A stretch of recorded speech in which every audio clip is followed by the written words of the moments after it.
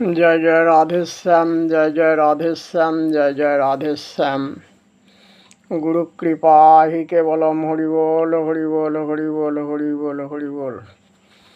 जय जय राधे श्याम, गुरु कृपा ही केवलम। भक्तगण, बंधुगण, श्रोता बंधुगण, वैष्णव बृंद सकलेर चरणे कोटि कोटि प्रणिपात। आजकेर जे विवरण शुनुन मन दिया। আজকে কহিব দাপর যুগের বিবরণ।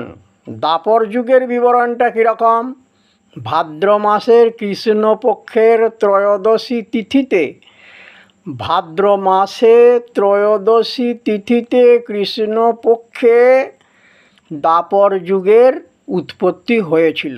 দাপর যুগের পরমায়ু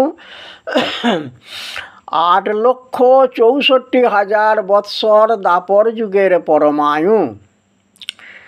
দাপর যুগেতে পুণ্যমর্ধম পাপমর্ধম, আর্ধেক পুণ্য আর্ধেক পাপ।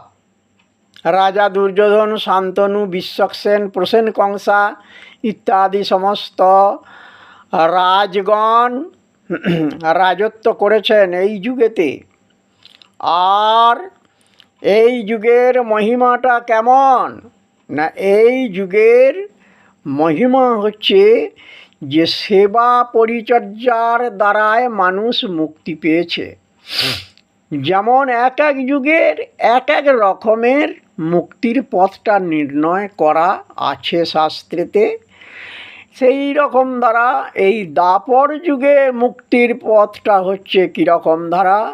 না, সেবা পরিচর্যায়াং, সেবা পরিচর্যার দ্বারা জীব মুক্তি পেয়েছে।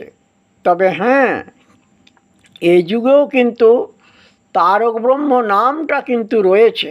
আমরা পর্যালোচনা করে দেখছি যে চারিটে যুগের মধ্যেই কিন্তু নাম কিন্তু ঠিক রয়েছে এবং নামকে জীবগণ আশ্রয় করেছেন। হরে মুরারে মধু কৈঠভারে, গোপাল গোবিন্দ মুকুন্দ সৌরে, যজ্ঞেশ নারায়ণ কৃষ্ণ বিষ্ণু, নিরাশ্রয়ং এমং জগদীশ্বর কেশ। হরে মুরারে মধু কৈঠভারে, গোপাল গোবিন্দ মুকুন্দ সৌরে।